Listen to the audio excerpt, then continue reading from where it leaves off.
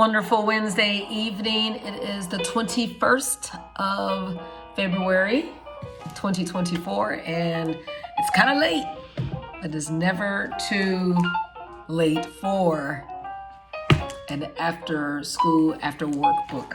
And we're continuing with the series from this read, Evicted, The Struggle for the Right to Vote.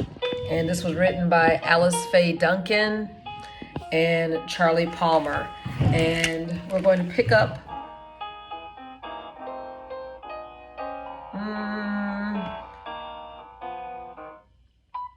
we read Big Man Blues, so we're going to go to The Legend of Burton Dodson. Oh, I hope, man, there's enough light here.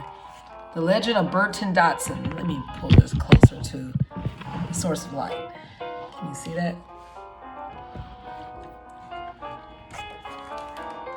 James Jr. understood that most bedtime stories don't carry a bit of truth, but according to his uncle Harpman, the legend of Burton Dodson was a Fayette County fact. All right, let's see. Reverend Dodson was a sharecropper back in 1940. It was rumored a white farmer challenged him about a woman they both loved. Oh my, that's sweet. And after Dodson served a lashing and left the farmer in the dirt. Oh my. 100 white men surrounded his shack to lynch his black body. Okay, this is not child friendly. This is only for adults. Dodson ordered his brood of children to fall to the ground. Then he kicked the door open and ran through the night, firing bullets to protect his life. The white mob shot guns from bushes, trees, and the roof of an old smokehouse.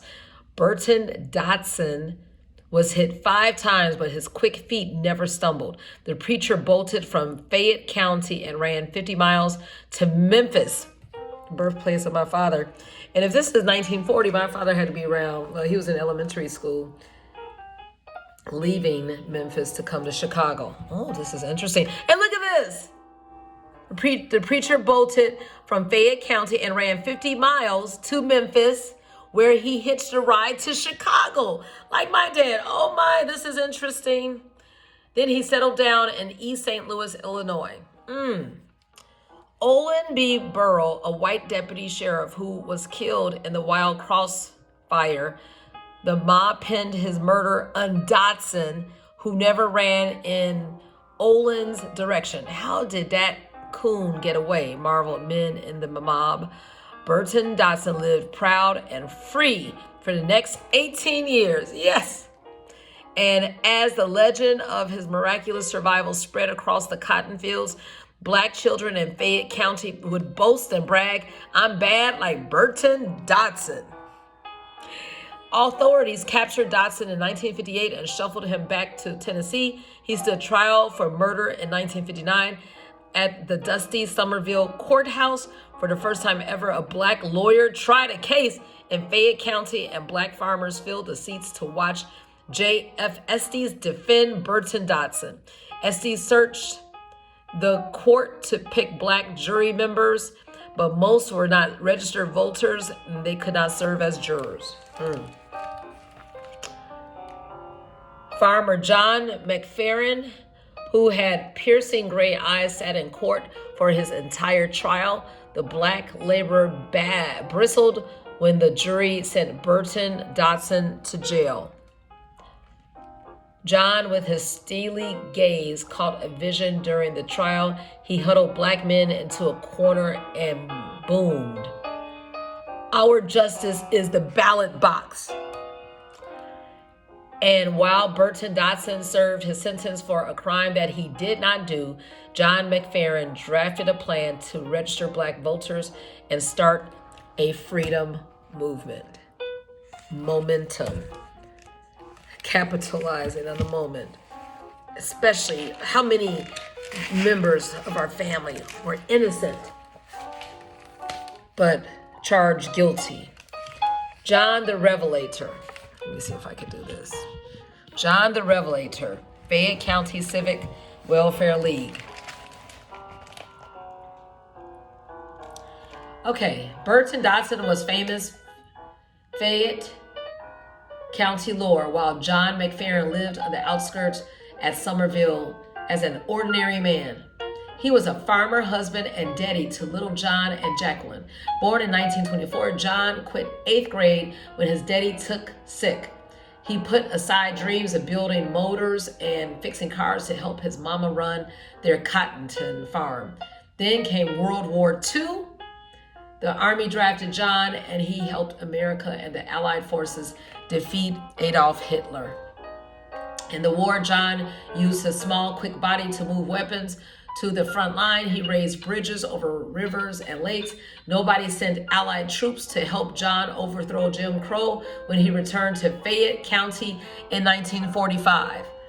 McFerrin is a noble name like Kennedy and King. It can mean liberator, activist, or inspired revelator. Fayette County denied Black citizens voting rights from the days of Reconstruction until the Dodson case. When John answered Freedom's call, he formed the Fayette County Civic and Welfare League and served as president. With guidance from attorney Estes and donations from Black landowners like the best friend Hartman Jameson, John and the League drafted a charter to wield collective power and increase Black voters in Fayette County. Urging Black Americans to reject segregation and register to vote was revolutionary in the rural South. Reckless, cried Viola McFerrin. She feared for her husband's life as John crisscrossed white people's land to recruit Black tenants to join the struggle.